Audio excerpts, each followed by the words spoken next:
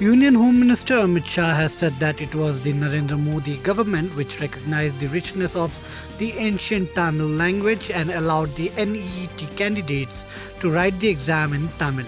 Shah was addressing a public meeting at Vellore in Tamil Nadu yesterday.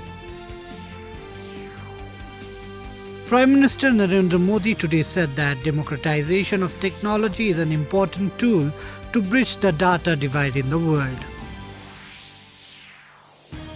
Government e-marketplace will organize buyers sellers workshop in all 75 districts of Uttar Pradesh from today.